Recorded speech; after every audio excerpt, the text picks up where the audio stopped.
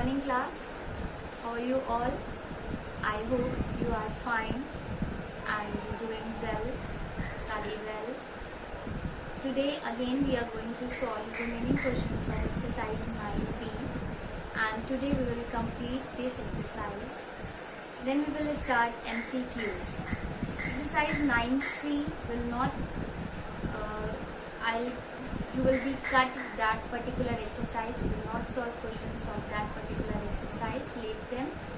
They are not very important, and we will solve MCQs after solving exercise 9b. Pay attention towards the video. Solve the homework which I have given to you and practice all the questions. So let us move towards the video. Okay class, so again we are going to start exercise 9b. Question number 17, I have given you homework. So today we will start from question number 18. Let us read the question from the book. An alloy consists of 13 parts of copper, 7 parts of zinc and 5 parts of nickel. So alloy has 13 parts copper, 7 parts zinc and 5 parts nickel. Find the percentage of copper in the alloy. You need to find the percentage of copper in the alloy. So first we will find the percentage of other parts, that is zinc, nickel and copper in the alloy. So sum of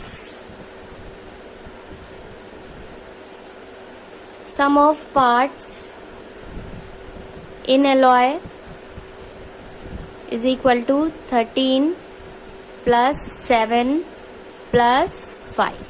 It will give you 25. And how many parts of copper is there? Copper is 13 parts in alloy, in which copper is 13 parts and other are 7 and 5. So sum of parts in the alloy, total sum of the parts of the alloy is 25 and copper is 13. So we will write percentage of copper in alloy is equal to how many parts of copper are there? 13. How many total parts are there? 25. And when we calculate percentage, we multiply it by 100. So answer will be in percentage, and we put the symbol of percentage. So we are having 13 upon 25 into 100 percentage. Now it cancels 25 ones and 25 fours, and when you multiply 13 and 4 you will get 52 percentage. So percentage of copper in the alloy is 52 percentage. Okay, now we will do question number 20. Now we will solve question number 20. So first read the question 20 from the book. Everyone open your book along with me and read the question. At an election between two candidates. Election between how many candidates? Two candidates. 68 votes were declared invalid. How many votes are invalid? 68 votes were declared to be invalid. And the winning candidate secures 52% of the valid votes and wins by 354 votes. Find the total number of votes polled. You need to find the total number of votes polled. So first, what is given to us? It is given number of invalid votes. Number of invalid votes. Invalid votes means suppose somebody has given vote but he does not press the button correctly, so machine does not read it, so that vote is said to be invalid vote. So number of invalid votes is equal to 68. Next we suppose let number of valid votes is equal to x. We have supposed let the number of valid vote is x and invalid votes are given in the question. They are 68. So percentage of valid votes gained by winner. How many percentage of votes are gained by the winner? He gained 52% of the valid votes. So we will write here percentage of valid votes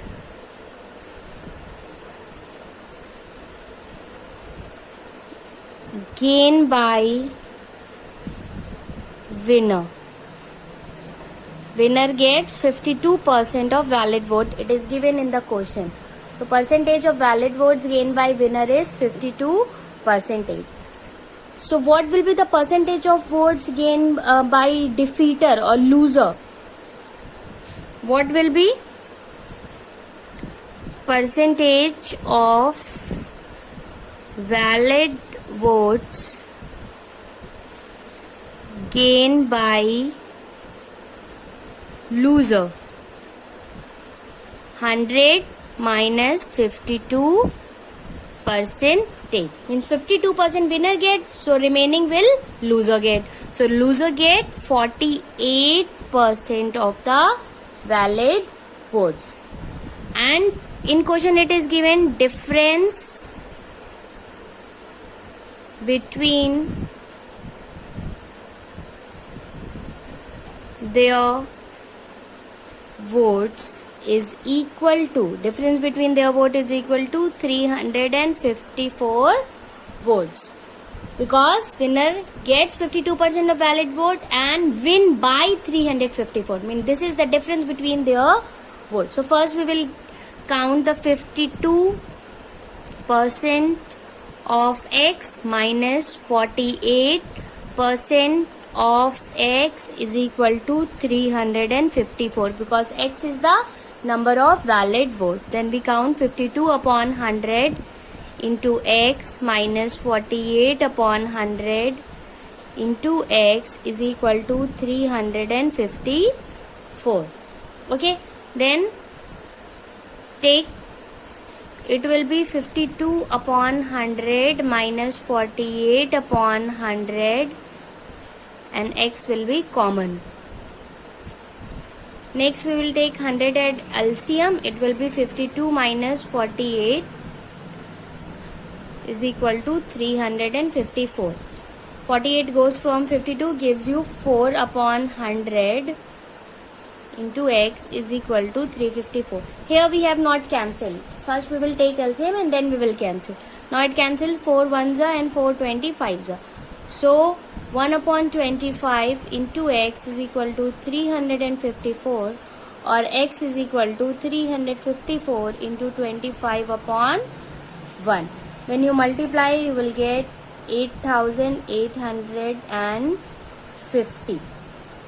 So these are the number of valid votes. So these are the number of valid votes is equal to 8850. But this will not be your answer, because in question it is asked find the total number of votes polled. Find the total number of votes polled. So you will write, so we will write total number of votes polled is equal to number of valid votes plus number of invalid votes.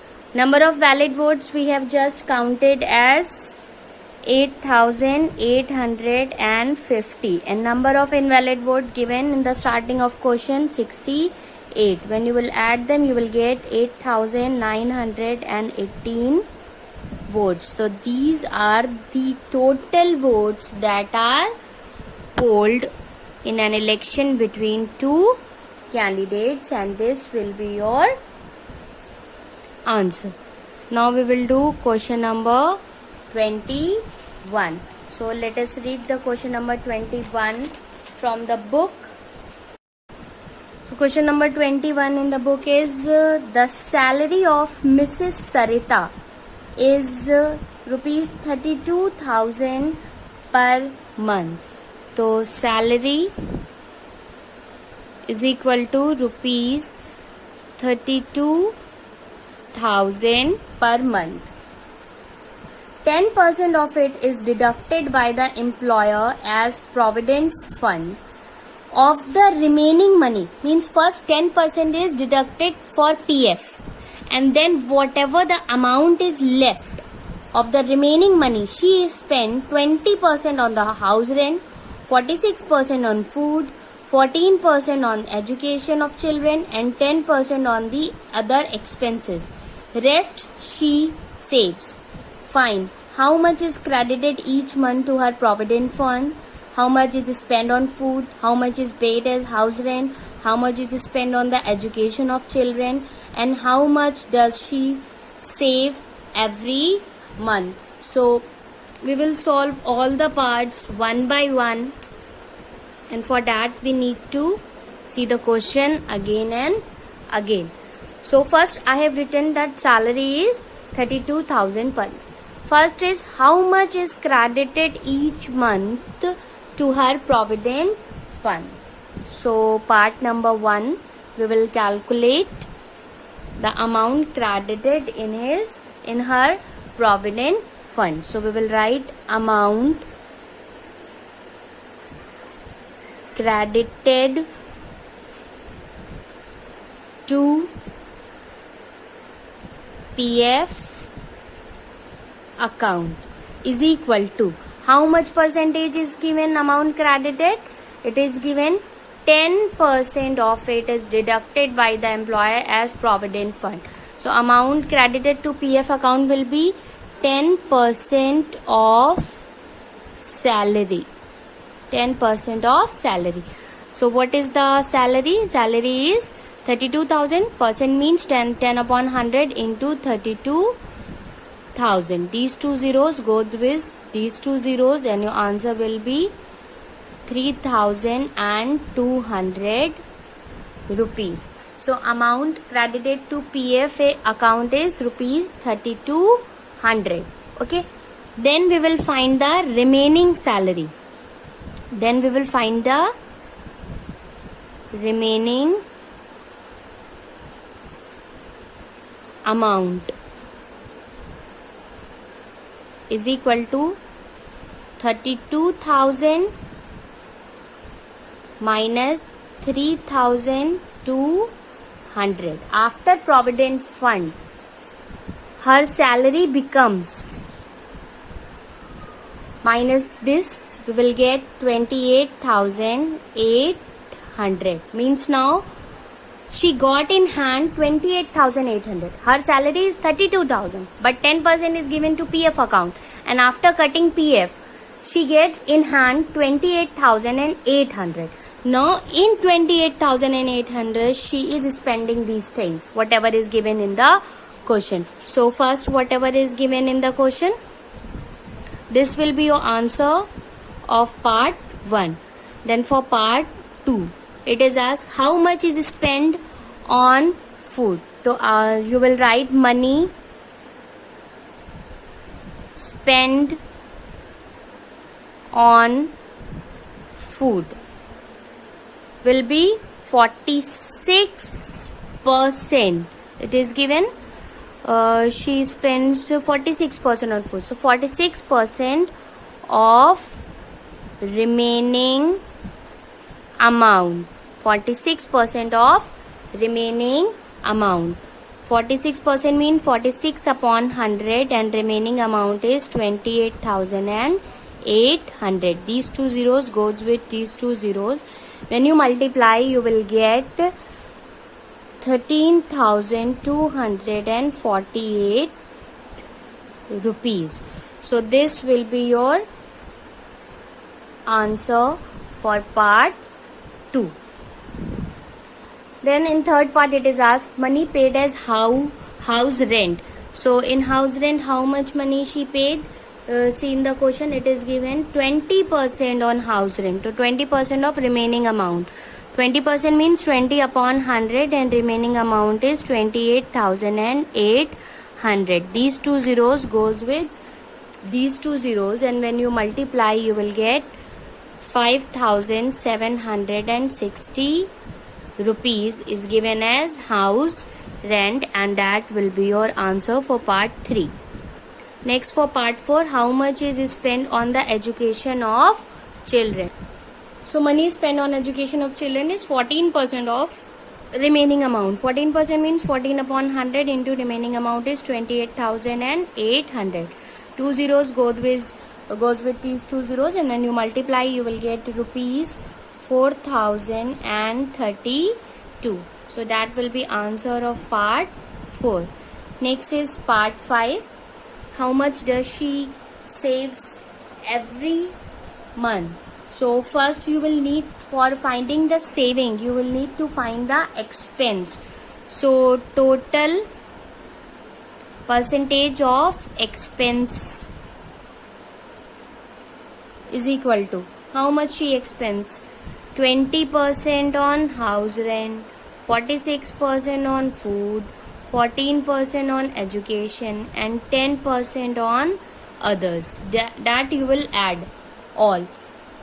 When you will add them, you will get 60, 70, 80, 90. You will get 90% is the total percent of expense.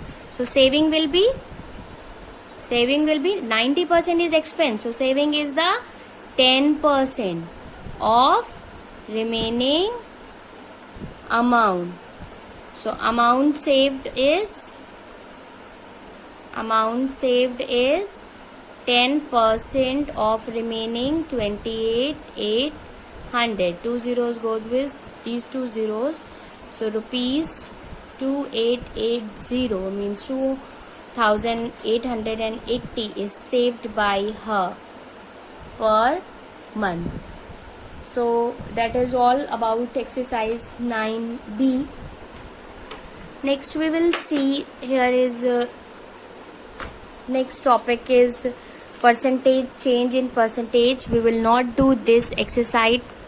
Cut exercise 9C. Exercise 9C will not come in exam. Cut this particular exercise. Then we will move towards the exercise 9D. In 9D also we will solve question up to 5 only. Only question 1, 2, 3, 4 and 5.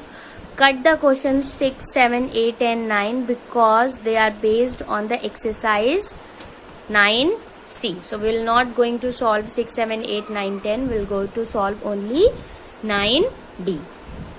Now see the first question. 2 upon 5 expressed as a percentage. Now it is seen visible clearly to all of you. 2 upon 5 expressed as a percentage is. So to solve this particular question, what we will do? 2 upon 5. If you are going to percent any number, express any number in percentage, you need to multiply it by 100. Okay, so you will multiply 2 upon 5 by 100 and it will convert it into percentage. When you will do so, there is a cancellation between 5 and 100, 5 ones and 5 20s. 220 is 40, so answer is 40%. Okay, to express any number into percentage, we multiply by 100, then we do cancellation and we get 40%. So your answer will be 40%. Okay, next. Question number 2. The ratio 1:4 expressed as a percentage. Ratio 1:4. 1:4 means 1 upon 4. Now to express it in a percentage, we need to multiply it by 100. We need to multiply by 100. It cancels 4 ones are 4, 25. So your answer will be 25%. percentage. Your answer will be 25%. Okay, next see the question. 2 whole 1/7 percentage expressed as a fraction. So when you are going to express any number in a fraction or whatever, given 2 whole 1/7 percentage, it means 7 twos are 14 and 1, 15/7 percentage. 15/7 percentage. Next you will remove the symbol of percentage and you will divide it by 100. Percentage symbol will be removed and you will divide it by 100. Cancel by 5. 5 threes are 5 twos are and 0. Now it will not cancel. So 3/7 twos are 14 and 0. 3/140 will be your answer. C is there? Yes, 3/140 is there. So your answer is 3/140. Next, we will see question number 4. If x% of 80 is 16, find the value of x. So what is given? Given to us is x% of 80 is 16. X% of 80 is 16.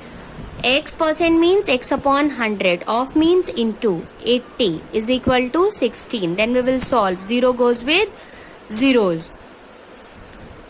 2 4s are 2 5s are. So we are having x into 4/5 is equal to 16, or x is equal to 16 into 5/4. It will go there and become 5/4. 4 1s are 4 4s are. So 4 into 5 is 20. So x is equal to 20 will be your answer. Let us see. Yes, it is there. X 20. So your answer will be 20. Next question is question number 5. What percent of a day is 27 minutes? So let us solve question number 5. It is given. What percent of a day is 27 minutes? So we suppose let x% of a day is. Let x% of a day is 27 minutes. X% means x/100 into a day means 1 day is equal to 27 minutes. Now how many are in 1 day? In 1 day there are 24 hours. But we need to put both the values in same unit. So we will write here x. We will write here x/100 into 24 and we convert hour into minute. In 1 hour how many minutes are there? 60 minutes is equal to 27 minutes. Okay, minute and minute will cancel each other.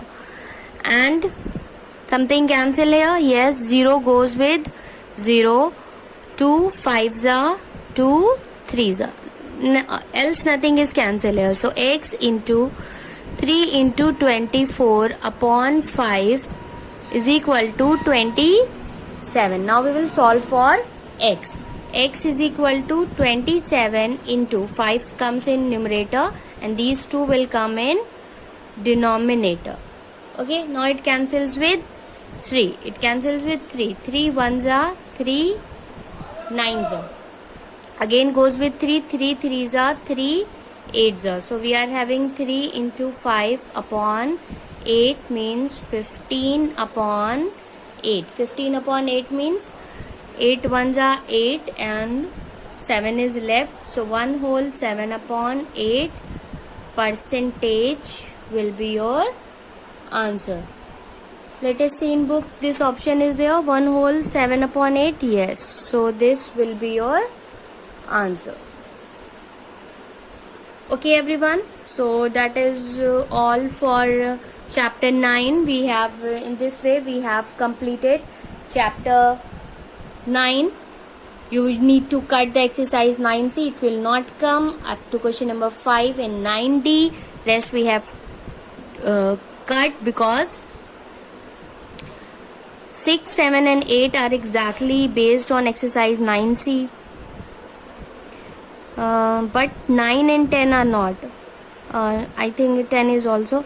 9 is not. So you will solve question number 9 by your own. This is your homework. Question number 9 you will solve by your own. And from the next video we are going to solve next chapter.